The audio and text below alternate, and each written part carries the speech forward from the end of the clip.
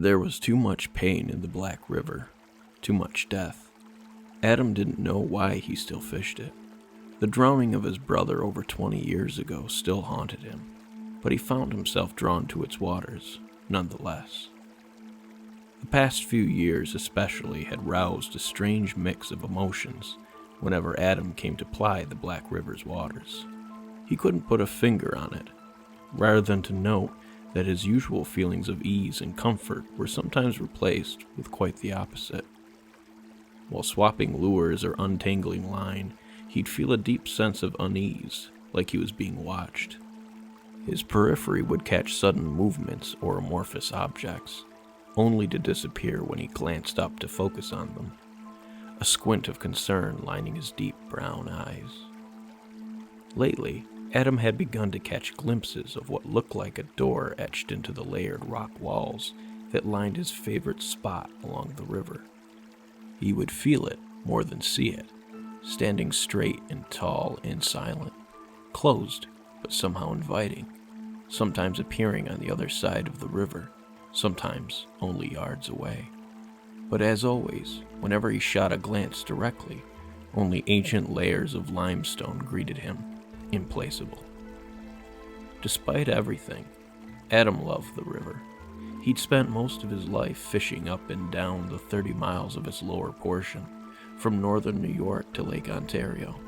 Bass and bullhead, trout and salmon, pike and walleye. There was always something to fish all year round. The river cut through the despair of his mind the same way it cut through the limestone bedrock, eroding the stubborn, stratified layers of both with equal, inexorable ease. The howls of its rapids and the whispers of its eddies called to him, and he answered whenever he could. One such day found him trying some new bass lures he'd just picked up. The day was blanketed in the kind of overcast, in-between weather that could either pour buckets or blow over. It suited his mood well, which had grown even darker of late, a quiet desperation that seemed to prod him towards the river more and more in search of relief. While fiddling with a package of a new Rapala, that familiar feeling came over him once again. There was a door near. He knew it. Moments later, it appeared in his periphery, as if on cue. At this point, Adam had made a game of his hallucinations, trying to get a better look without focusing directly, toying with how long he would wait before whipping his eyes up to catch sight of it. He also spent these moments wondering if 42 was too old to be diagnosed with schizophrenia, and how almost 30 years of treatment for anxiety and depression, along with a myriad of medications, hadn't somehow kept him from the strange and troubling development. Whatever the case, there didn't seem much point in. Adam whipped his eyes to the rock wall several yards away. The tiny smirk playing at the edge of his lips died. It was there. He blinked. The door was really there. It looked just as he thought it would, were it real. Tall and sturdy, its black, pencil-thin outline at once appearing completely unnatural against the rock, yet as though it had always been there, eternally. He approached on cautious feet that willed him forward, his mind too awestruck to notice. The door was the same dry non-color as the limestone wall itself, uneven and craggy, cracked and flaking. Yet Adam noticed something else, something different. A pattern, a crude symbol etched into the center of the door, about the size of his palm. It was an eye, but the iris was a sickly swirl, and below it stood 3 small stick figures, arms raised, as though worshipping it. Adam leaned closer, pondering its meaning. When the door abruptly scraped open a few inches, he fell backward with a yell, falling hard, his feet trying to pedal him further away. Heart pounding, he stared as a rush of water poured from the opening, the color of oil. It subsided quickly, soaking the limestone in front of the door, collecting in its pocks and dimples. Level with Adam's gaze, where he sat on the ground, 3 pale fingers shot out of the narrow opening and gripped the rock wall, as though trying to pry the door open further. Again, Adam yelled involuntarily, a sharp non-word of utter terror. He sat frozen as the fingers strained and squirmed, indeed pushing the stone door wider. The heavy scraping sound made Adam's teeth itch as a full hand appeared, straining harder, followed by a pale, skinny arm wrapped in black, soaking wet cloth. In moments that felt like hours, a full form emerged from the now halfway open door, crawling from the pitch darkness behind it on hands and knees.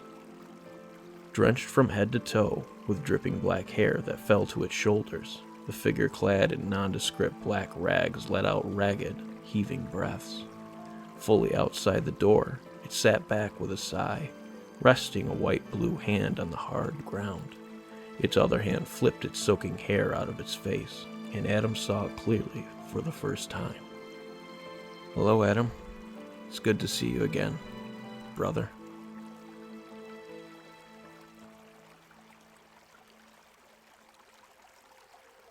Adam stared, unmoving, unsure if he should address his obvious madness directly.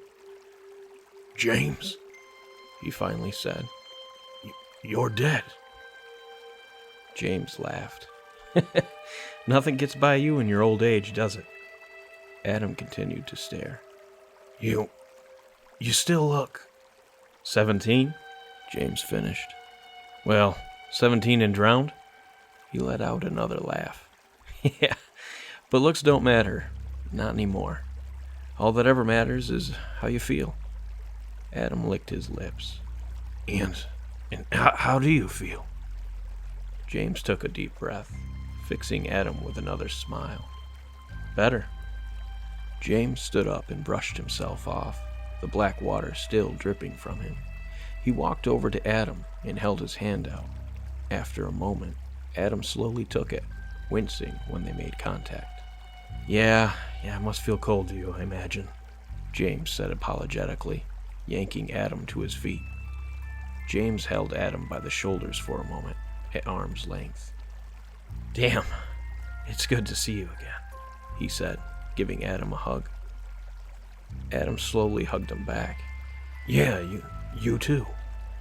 He stared at the doorway in its inky depths, unable to see anything but darkness beyond. "You too," he said again, hugging James tighter. James walked over to Adam's gear and sat next to it, on a long, rocky shelf at knee height. He motioned for Adam to sit. "We need to talk, brother." Adam sat. "What about? I mean, besides the obvious. Are you okay? Do you need help?" Always the big brother. "No, I don't need help, but you do." "What do you mean?" "Still a terrible liar, though," James said. "I know why you still come here, Adam. I know why it helps, and I know why the Black calls to you." "The Black?" Adam echoed. "That's what we call it where I'm from. Something you need to understand, Adam, is that the Black calls to you because it knows you'll answer." "What?" Adam said, not following. I do not answer it." "You do," James insisted. "More every year. You finally answered enough times for me to do something about it." Adam sighed, shaking his head in confusion. "James, I don't understand what you're talking about. Why are you here? You're supposed to be..." "I know. I'm supposed to be dead," James chuckled. "I wish I could explain everything to you, but I can't. What I can tell you is that I'm here to give you something." Adam paused. "What?" James looked deeply into Adam's eyes, no longer smiling. "Relief." "Relief from what?" James cocked his head to the side. "You know what?" Adam suddenly found himself blinking back tears. "It's okay, man. I get it," James said. He nodded toward the river. "Let me ask you something. Do you know why they call it the Black River?" "Yeah. Historians say it's because of all the tannins that leak into the water, turning it dark." "That's one reason, yes. But the other reason, the older reason, is this," he said, holding up a hand. He was still dripping wet. Small droplets fell from his fingertips, pooling into small black puddles at his feet. "What is it?" Adam asked. "Why is it black?" "It's the reason I did what I did. It's the reason you've been thinking about doing the same." Adam shot James a look, but he had nothing to say. James always could catch him in a lie. There's a lot of pain in the world, Adam, and it finds its way to the water.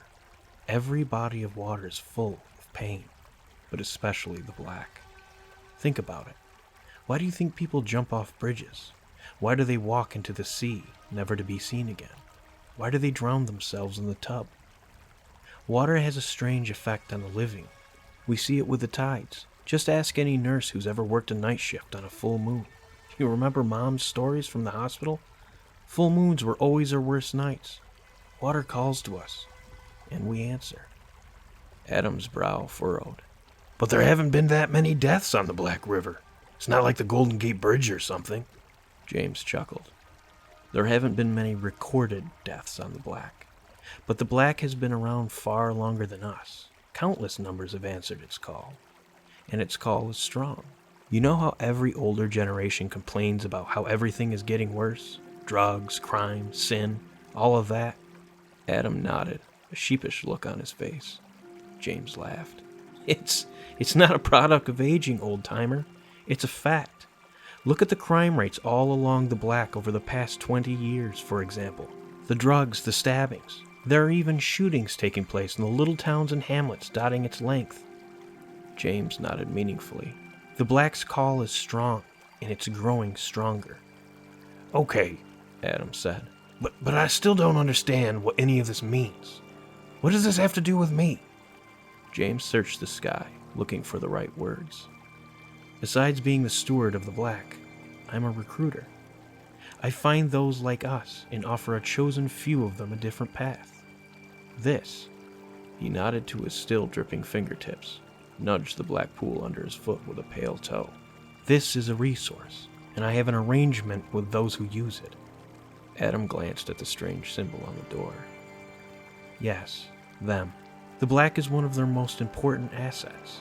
Its incredible power empties into Lake Ontario, which, as you know, is connected to the other Great Lakes, the largest freshwater system in the world, and they want to ensure the Black gets all the help it needs. What do they use it for? Adam asked. James held up his hands. That's not for us to know. Rumor is they're using it in the depths of the lakes to grow things, monstrous things. Adam's brow furrowed. Why lakes? Why not use the oceans? James held up his hands again, black droplets raining down. Because this needs people to grow. People need fresh water. Not a lot of folks hanging out in the oceans. Besides, it would get too diluted, and I have a feeling it needs to be directed, cultivated. James shook his head. Either way, the Great Lakes are the perfect breeding ground, highly concentrated, and the only source of fresh water big enough to hide what they're breeding. Adam stared at James in horror, not believing his ears. James, why would you think I'd want to help you with something like that? Why are you even doing this? You were never evil. What do you get out of this anyway? James held up his hands again, this time to ward off Adam's anger. I know. I never said I enjoyed what was happening. But I'll tell you this, it is happening. It's inevitable, and there's nothing you or I or anyone can do to stop it. But that's no reason to do it. No, it isn't. But the relief is. Adam stopped, searching James' dark eyes. Is it? Imagine no pain, James whispered. Remember what it was like when we were little? No pain, no despair, no gibbering madmen holed up in the darkest corners of our hearts, filling our heads with dread and fear and desperation every moment of our lives. Remember? Remember how, as we got older, those madmen grew louder, our dead grew deeper, our despair more nuanced, more complex, weaving its way into our every waking moment? Our fear, our loathing became all we knew. Our crippled minds became a prison of nightmares. Our lives became as black as our hearts, and all we could do was watch. James brushed a tear from Adam's cheek. For so long I've wanted to ask you, brother, how have you survived this long? Adam's face was stricken, his eyes desperate. I don't know, he whispered. James pulled Adam close, wrapping his brother tightly in his arms. Imagine never having to feel that way again. Imagine an end to the pain. That's why I left you all those years ago. That's why I guard the black now. And that's why I want you to join me.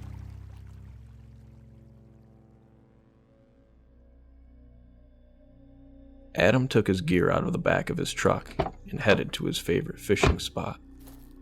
The night was chilly, puffs of breath wreathing his head as he navigated the small wooded path down to the water. He cast his line in, watching the moonlight glint off his lure as it sailed through the air. He heard the little splash clearly above the almost imperceptible babble of the calm water. Adam fished for hours, casting and reeling, not so much as a nibble hitting his line. He cast one final time, reeling slowly, breathing the cool air deeply. The reel halted abruptly as the lure hit the tip of his pole. He unhooked the lure from the swivel and placed it carefully in his special compartment in his tackle box. His eyes whipped up, finally catching the sight of what he'd been waiting for. Taking one last look at the black, Adam walked up to the door and knocked.